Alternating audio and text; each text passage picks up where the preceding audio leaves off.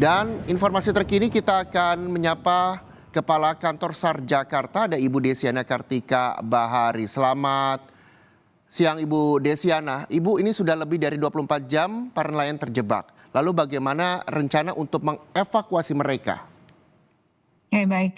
Untuk mengevakuasi yang ada masih selamat, itu pertama adalah kita melakukan evakuasi melalui udara dengan helikopter dari Lanut Atang Sanjaya. Tadi pertama ada Dopang. Kemudian karena ini supaya mempercepat dari Alut, kami tambahkan menjadi 2 lagi helikopter dari Atang Sanjaya, itu Super Puma dan Karakal. Nah, ini sekarang sisa yang harus kami evakuasi lagi di atas tuh masih ada 24 orang lagi dari 71. Oke, ada 24 lagi yang masih terus diupayakan untuk dievakuasi. Bagaimana kondisinya Bu? Kabarnya juga sudah mulai lemas karena memang mengingat sudah kurang lebih 24 jam Ya. di sana. Kondisi masih sehat karena tadi kami juga awal adalah memberikan logistik dulu 2 kali, kemudian tetap nanti ada rescuer kita juga ada di dermaga sana sambil melakukan pemantauan kesehatannya sampai nanti selesai dinyatakan semua sudah terevakuasi. Kami berharap sore ini semua sudah bisa kami bantu evakuasi. Ya, lalu Bu Desiana, ada juga kabar ada nelayan yang hilang. Betulkah dan berapa banyak dan sampai saat ini apakah sudah ditemukan, Bu? Iya, untuk yang awal itu pas kejadian putus tuh ada 4 orang ya, dia Ya. terjatuh karena sedang mancing di situ. Jadi yang 1 berhasil berenang dan selamat, yang 3 lagi hilang. Tapi yang 1 pagi tadi sudah kami temukan, tinggal kami lakukan pencarian yang 2 lagi. Oke, proses pencarian juga masih berlangsung hingga saat ini, Bu?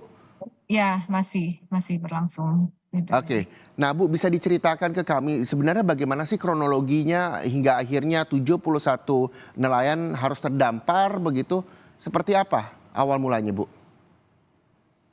Awalnya kalau saya lihat kondisinya mereka memang biasa untuk mancing di atas dermaga ya, bahasanya dermaga yang memang sudah tidak terpakai. Kemudian jam 6 sore itu ada ombak tinggi menerjang sehingga putuslah itu jalanan jembatan, Ya. bahasanya dermaganya lah ya yang mengarah ke tepi.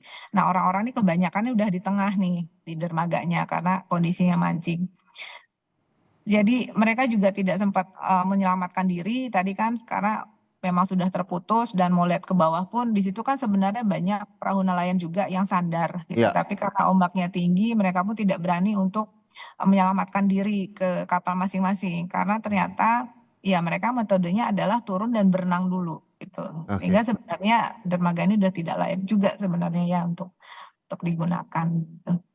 Dermaga tidak layak dan hingga saat ini juga Basarnas bekerjasama untuk masih mencari 2 nelayan lagi yang masih hilang begitu dan menyelamatkan kurang lebih 24 orang lagi yang harus dievakuasi menggunakan helikopter.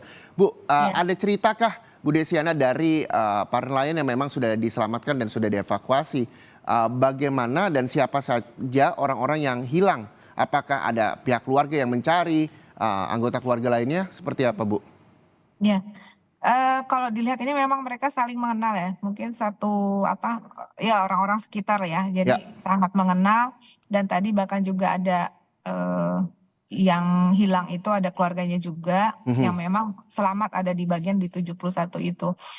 Jadi ya mereka juga berharap semua kita selamatkan hari ini gitu kan, dengan yang Ya. hilang juga segera diketemukan. Kami upayakan semaksimal mungkin. Oke, 2 orang lagi juga masih hilang dan masih terus diupayakan untuk terus dicari oleh Basarnas.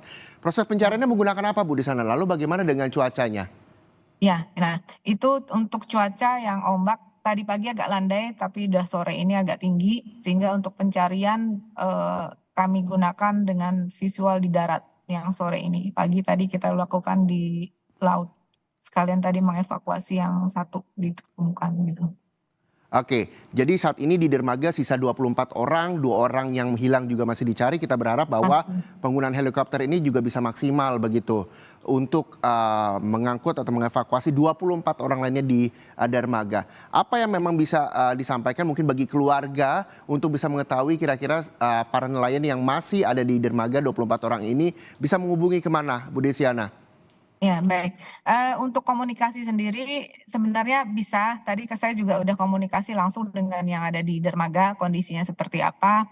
Kemudian juga mereka masih bersabar ini menunggu dievakuasi karena memang tidak bisa sekaligus. Karena tadi kita menggunakan, hauis ya, jadi, satu persatu itu kan Mhm. di-rappelling nanti baru, gantian, jadi berapa kali sorti lah istilahnya seperti itu. Iya.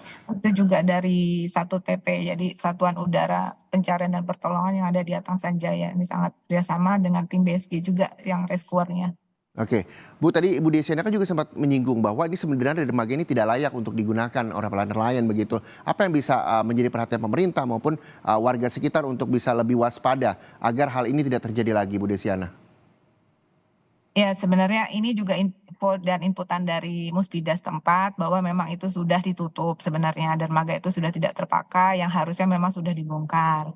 Dan karena masyarakat ini, sudah terbiasa di situ, jadi menganggap itu ya biasa. Nah, itu pun sudah ada larangan, tapi maksudnya nanti ya supaya lebih pengendaliannya ditingkatkan lagi, supaya mudah-mudahan pengalaman kejadian ini tidak terulang lagi buat kedepannya di warga Sukabumi lah.